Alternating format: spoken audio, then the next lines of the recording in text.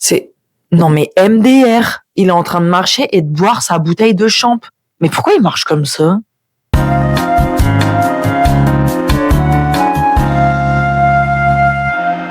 Vous me croyez si je vous dis que j'avais pas prévu de tourner de vidéo aujourd'hui, mais en fait j'aime trop mon visage aujourd'hui et du coup je me suis dit vas-y je vais faire une vidéo. C'est hardcore d'être narcissique comme ça. Bref, la vidéo elle va être sur la réponse à une question qu'on m'a posée en message privé qui était j'ai peur d'être dépendant affectif avec des meufs.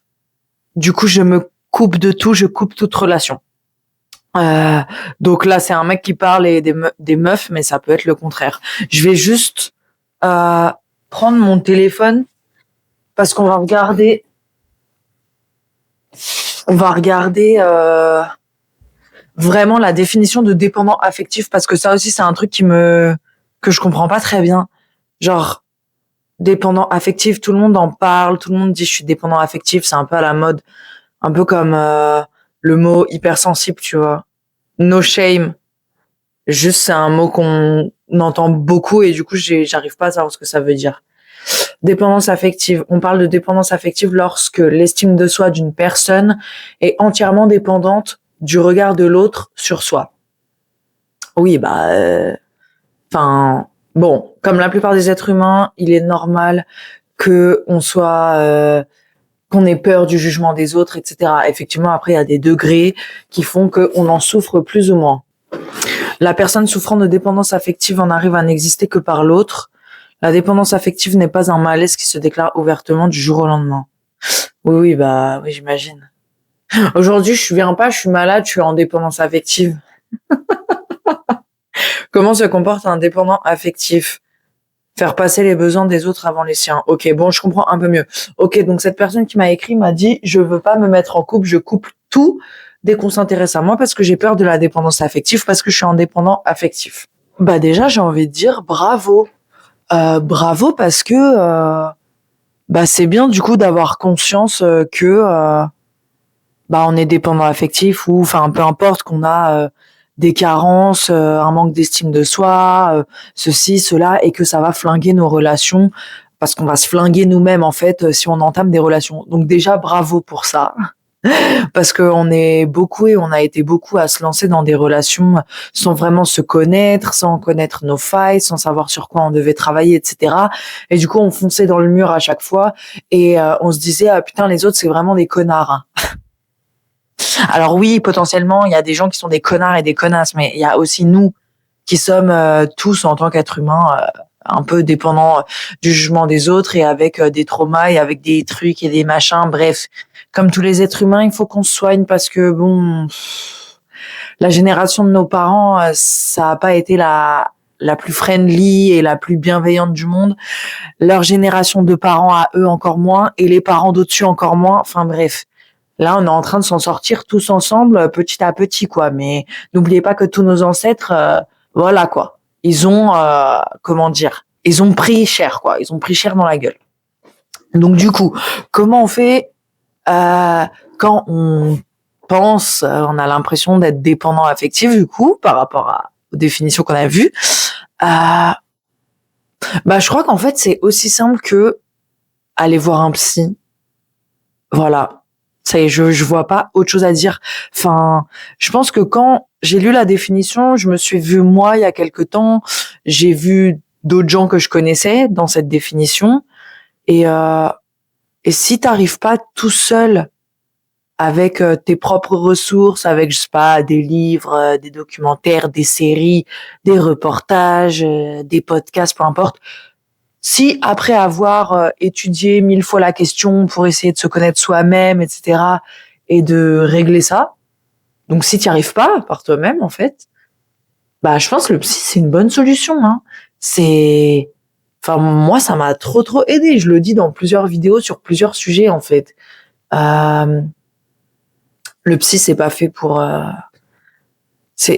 Non, mais MDR, il est en train de marcher et de boire sa bouteille de champ. Mais pourquoi il marche comme ça ? J'adore cet endroit, hein. J'adore cet endroit parce que je vois toujours des trucs incroyables chaque jour. C'est vraiment la cour des miracles. Bref.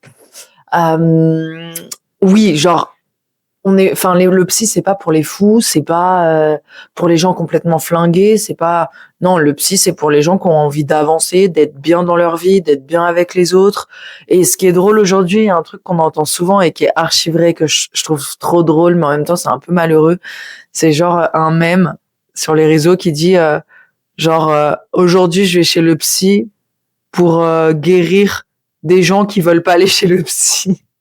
Genre en mode tous les gens qui vont chez le psy, ils y vont parce que il y a des gens qui ont jamais voulu y aller, qui sont en train de les faire souffrir ou qui les ont fait souffrir quoi. S'il te plaît, si tu veux être un green flag pour les personnes saines d'esprit et guéries, guéries, on n'est jamais guéri, mais t'as capté, va chez le psy. Et je te jure, tout le monde sera content. Je vous l'ai déjà dit, moi, un mec qui dit qu'il va chez le psy ou qu'il a fait une longue thérapie, etc. Mais genre, moi, c'est green flag de ouf. Et en fait, c'est ça, que tu sois un mec, une meuf, peu importe ton genre, si tu souffres de dépendance affective, c'est vrai que ça peut être compliqué de se lancer dans des relations parce que peu importe comment la personne, elle sera, ça va pas te correspondre, t'auras peut-être toujours un petit mal-être, il y aura toujours un truc qui n'ira pas, la personne, elle peut être la mieux intentionnée du monde envers toi.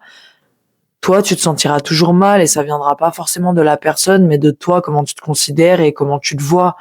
Donc, c'est pour ça que cette personne qui a écrit le message et qui a dit « Je me coupe de tout, je me refuse d'être en couple parce que j'ai peur d'être dans la dépendance affective », mais en vrai, c'est trop bien déjà qu'il en ait pris conscience et Dieu merci, on peut s'en sortir grâce à plein d'outils qui sont à dispo. Et grâce au psy notamment et à d'autres trucs, tu vois. Mais faut pas voir ça comme une fatalité, hein. Enfin, ça aussi c'est un peu toxique, hein. Il y a des gens qui disent ah oui mais moi je suis comme ça donc voilà, je vais pas me changer, je suis comme ça. Donc je suis dépendant affectif, donc si tu veux être en couple avec moi, en fait tu dois être à ma merci, tu dois faire ci, tu dois me rassurer, tu dois me dire je t'aime 40 fois par minute. Bon, ça c'est de la manipulation. En fait, c'est pas une fatalité, hein. Être dépendant affectif, on peut s'en sortir, hein. Enfin, ne laissez pas les gens dépendants affectifs vous pourrir la vie, hein. Enfin, qui se sauvent eux-mêmes, qui se soignent eux-mêmes. Vous avez déjà assez avec vous, en fait, hein. Donc, voilà. C'était la réponse à la question qu'on m'a posée. Je pense que j'ai été assez claire, assez juste. Si vous avez des tips à donner, genre en mode moi j'ai été dépendant affectif, voilà ce que j'ai fait pour m'en sortir, ou des témoignages, je suis sortie avec un dépendant affectif, voilà ce qu'il m'a fait et tout, enfin n'hésitez pas à commenter, c'est grave intéressant. Abonnez-vous aussi, c'est trop important pour moi et pour la suite de la chaîne. Likez, partagez, bref, envoyez du love quoi. Et on s'envoie du love tout le temps. Bisous tout le monde. Du coup, vous me trouvez belle ou pas? Non, je regarde. Elle me fait la bise de ouf.